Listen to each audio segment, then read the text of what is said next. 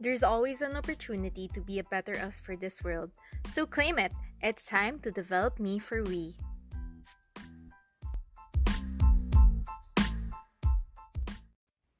Happy morning, everyone! I'm Steph Sayson, your host. It's been a little over a month after my last day in a corporate job, so here's an update on how I, an overly productive overachiever, managed to stay unemployed yet content. I spent my last day packing up my things in the office and also packing up for a trip to the airport, so I didn't really get much sleep.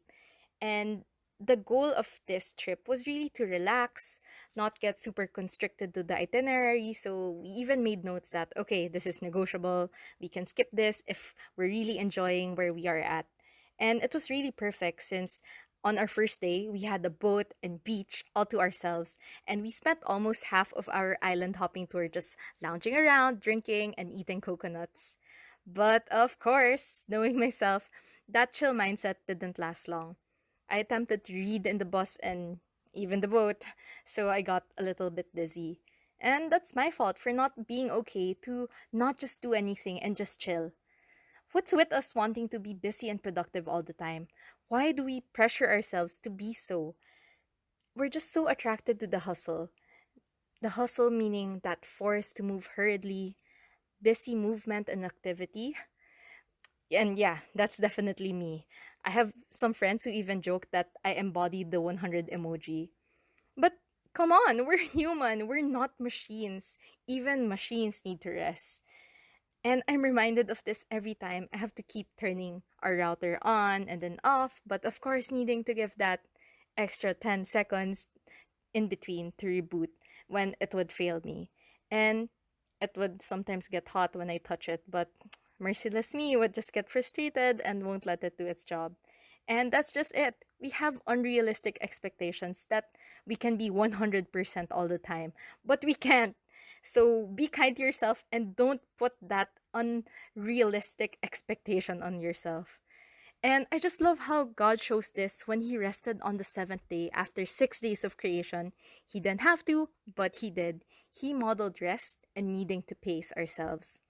And I've been telling myself this for the past month that hindi porket kaya mo, kailangan mong gawin. Meaning not because you can do it, means that you should be doing it. And of course, I can say like I can juggle three things at once, but that doesn't mean it'll be at the best quality I can live, or like it doesn't mean I can get enough sleep, that I can be able to function properly the next day. It doesn't mean that I can have time to just sit still for a few minutes and breathe and reflect. We're sacrificing all these things for the sake of the hustle. And just notice how the definition said busy movement and activity. And busy doesn't equate to productive or effective. So we should stop kidding ourselves. We don't always need to be busy to be productive or effective. So yes, be kind to yourself. Yes, Steph, I'm telling this to myself. Be kind to yourself and learn to chill. So on our last day of that trip, I really just chilled. Like went around the beach and then slept around the air conditioned room, unplugged from social media, and just looked around like the grassy patches of land and looked at the waves going back and forth. And of course, that be kind and be chill was much easier to say when you're on vacation. So you're so isolated from reality. But of course, that legit first day of unemployment became real when my friends were back at work and I was at home. So reality really did sink in. So I woke up feeling very overwhelmed, like to the point of tears. I was telling myself, okay, this is it. What I've been planning to do for so long is happening now, right now, over here. And I can do my passion projects. I can read all day, sleep in, go to the gym more often. Now I have time to do all of it. But can I achieve it all? Can I? Now, I don't have any excuse to not be productive and effective.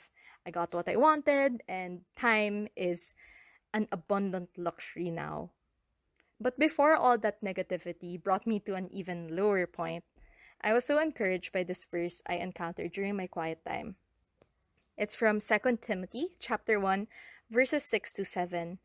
It says, fan into flame the gift of God, which is in you through the laying on of my hands. For the Spirit God gave us does not make us timid, but gives us power, love, and self discipline. And we're all entrusted with talents and skills.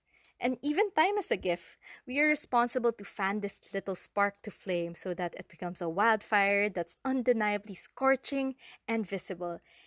It's valid to feel a bit scared, but I don't have to be because I'm not made to be fearful.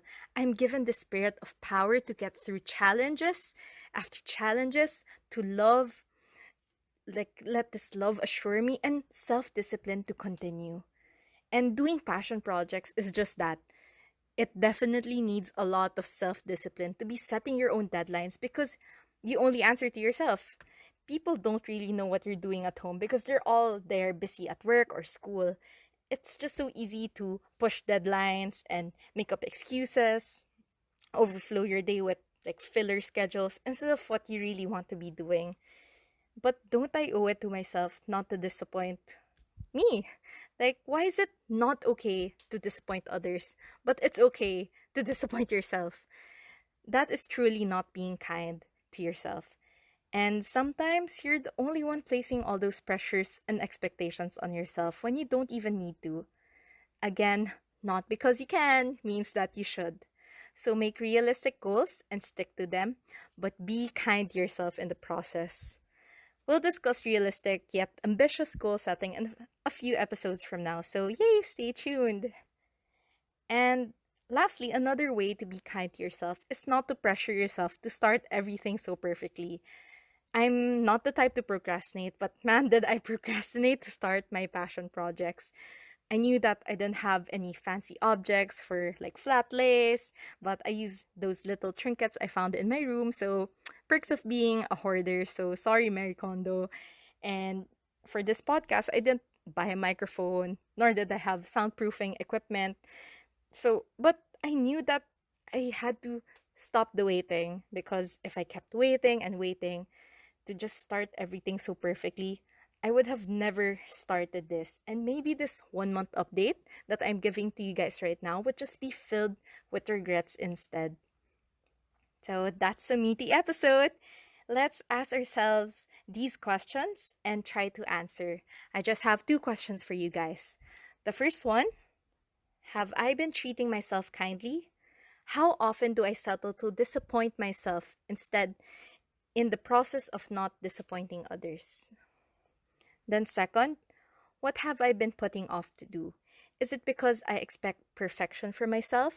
Have I forgotten that I have the spirit of power, love, and self discipline? I pray you all take the time to think through your answers to these critical questions. Don't forget that we all need to make the time to take the time. If you have any questions, suggestions, or just want to chat, you can message me on Instagram at Steph Sayson or Twitter what Steph says on, or even email me at developmeforwe@gmail.com. So see you guys in a few days for the next episode. Happy morning!